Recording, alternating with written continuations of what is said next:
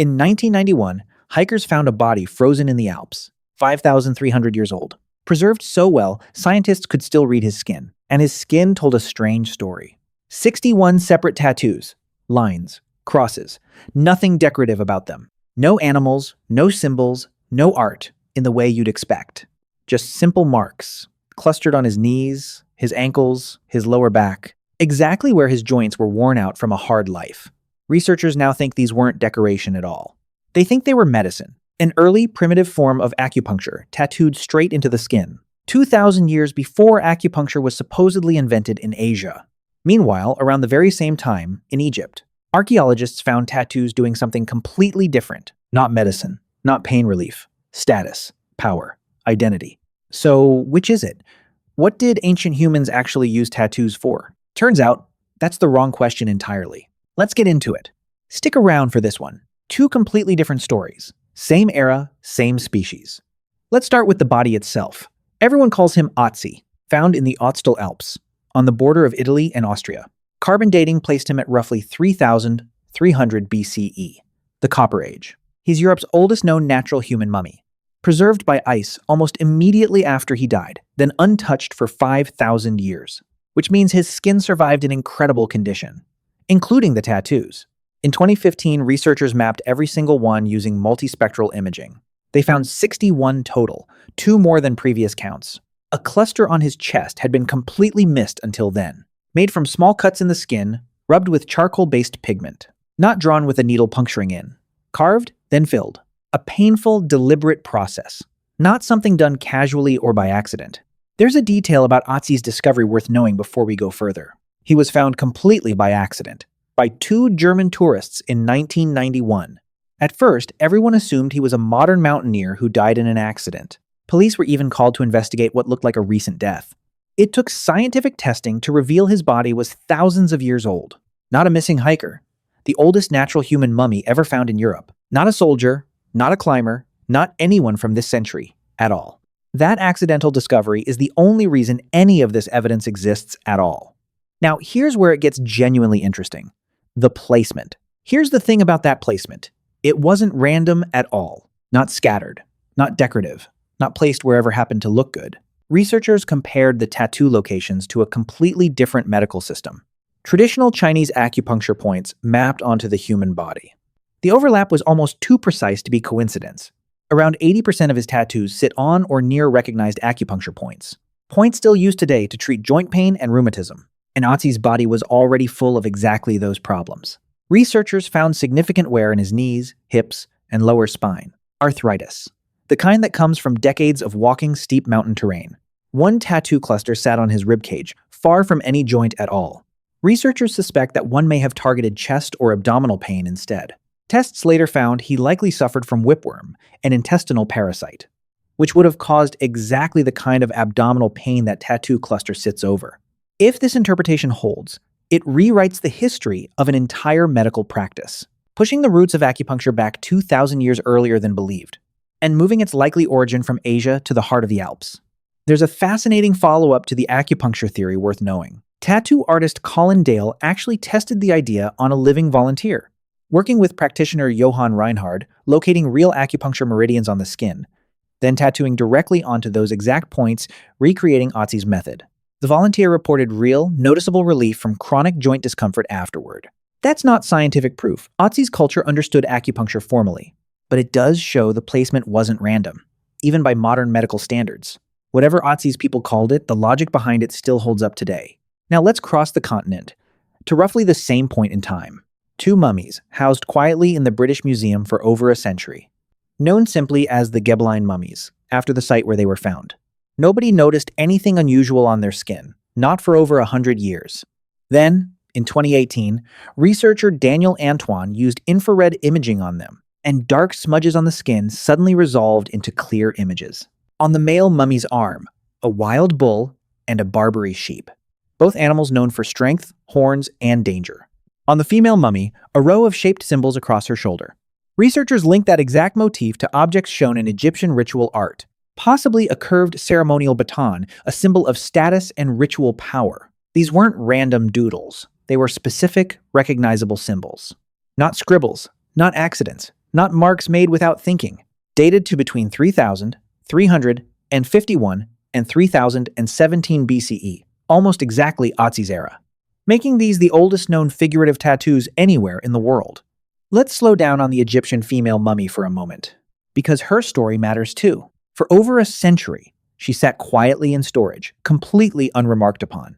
Just another body in a collection of thousands, until infrared light changed everything. She is now considered the oldest tattooed woman ever confirmed by direct evidence. Her tattoos sat on her shoulder and upper arm, fully visible in daily life. Researchers connected the design to ritual batons used by women in ceremonial dance, which suggests her tattoos may have marked a specific ceremonial or religious role.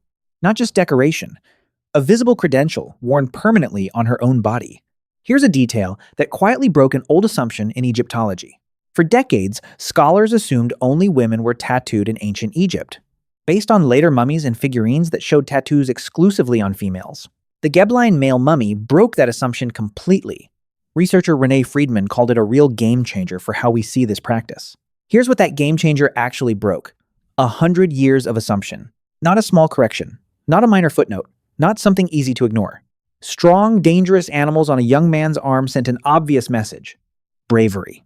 Physical power. Maybe even hunting prowess, worn proudly on display. Placed somewhere people would actually see it during daily life. Unlike Otzi's tattoos, tucked away on joints usually covered by clothing. That single difference says a lot about the purpose behind each one. One was private, something meant to be felt, not seen. The other was public, something meant to be seen, not just felt. Picture the actual process, not just the finished mark on skin. Somewhere in the Alps, over 5,000 years ago, a man sits with his knee extended towards someone he trusts completely.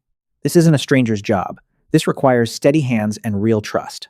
A small, precise cut is made directly into the skin over the joint. Then charcoal, ground fine, is rubbed directly into the fresh wound. It would have hurt. There was no numbing anything back then. But the pain wasn't really the point. The relief afterward was. This wasn't a one-time event either. The marks were added gradually, over years. New pain, new joint, new mark, a slowly growing record of a hard life. By the time he died, his whole body told that story in ink. Here's a question worth asking. Is Otzi really the oldest tattoo evidence? Honestly, probably not. Just the oldest evidence still attached to actual skin. Here's the thing about skin. It almost never survives this long at all. It rots, decomposes, disappears entirely within just a few short years. Otzi only survived because of an extremely rare set of frozen conditions. Without that ice, there would be no tattoos left to study at all. So researchers look for a second kind of evidence, the tools themselves. At a cave called Mas d'Azil in France, archaeologists found sharp-tipped tools, showing wear patterns consistent with repeated skin puncturing, not cutting or scraping, dated to roughly 12,000 years old, far older than Otzi himself. No skin survived from that period to confirm exactly how those tools were used. So this evidence stays in the probable, not proven category. But it strongly suggests tattooing is far older than any skin we've actually found. There's one more wrinkle worth knowing about before we wrap this up. In Japan, archaeologists study small clay figures called dogu, made during the Jomon period dating back as far as 14,000 years. Many show carved patterns across the face and body, similar to tattoo designs.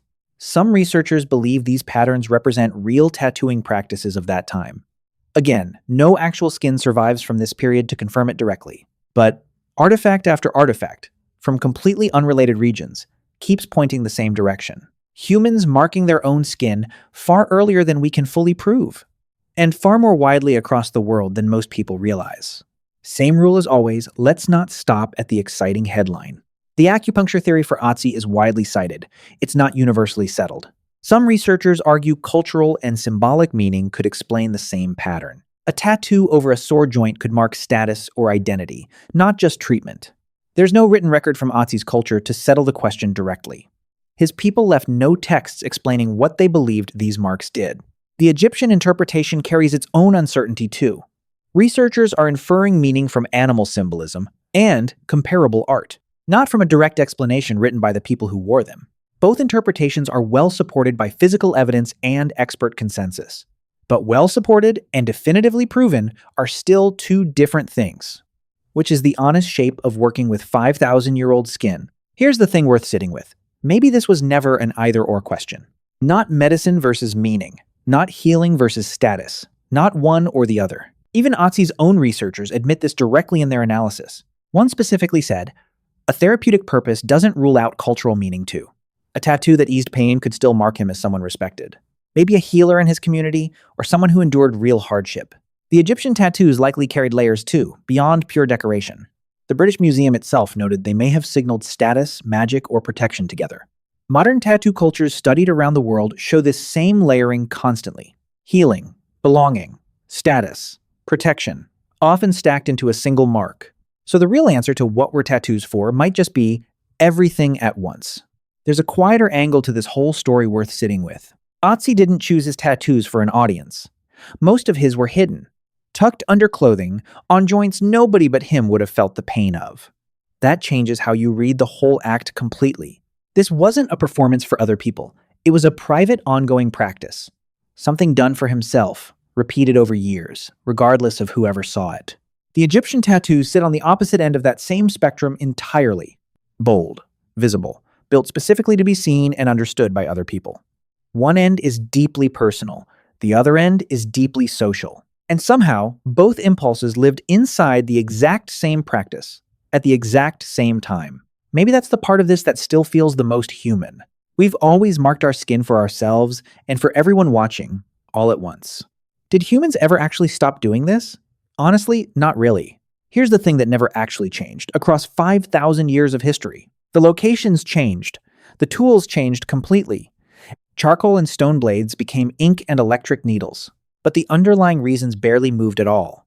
People still get tattoos to mark pain they survived, to mark identity, group membership, belief, or grief. Military veterans still tattoo unit numbers and battle dates onto their skin. Some cultures still use tattoos for protection or healing, exactly like Otzi might have. 5,000 years apart, and the core impulse never really changed. Mark the body so the story stays even after the moment passes. Think about the last time you saw someone's tattoo and asked about it. That tiny social moment is older than written language itself. A stranger noticing a mark and starting a conversation because of it.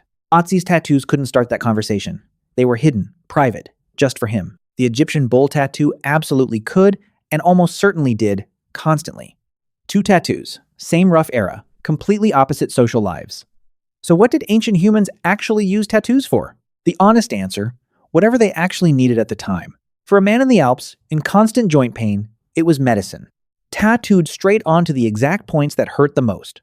For a young man in Egypt, it was a declaration of strength, worn where everyone in his community could actually see it. For a woman beside him, it may have marked ritual status entirely. Two completely different reasons, almost the exact same moment in history, which tells you something important about tattoos themselves. They were never really about just one thing, not just medicine, not just status, not just one simple, tidy answer. They were a tool, flexible enough to hold pain, pride, healing, or status, whatever the person wearing it actually needed it to say. So if you have a tattoo, or you've ever thought about getting one, what would you actually want it to say 5,000 years from now? Let me know in the comments. One more number worth carrying with you before this ends. 12,000 years, give or take, since the earliest possible tattoo tools, 5,300 specifically confirmed, on one frozen man's actual skin. The gap between those two numbers is almost 7,000 years of silence. 7,000 years of people will likely never fully understand, marking their bodies for reasons that simply didn't survive long enough to reach us. Every single mummy we do find is basically a stroke of incredible luck. A frozen body, a dry desert, a handful of rare conditions lining up perfectly. Without that luck, this entire story simply wouldn't exist for us to tell. Thanks for coming along on this journey with us. Make sure to hit subscribe to catch all the upcoming content from Hux.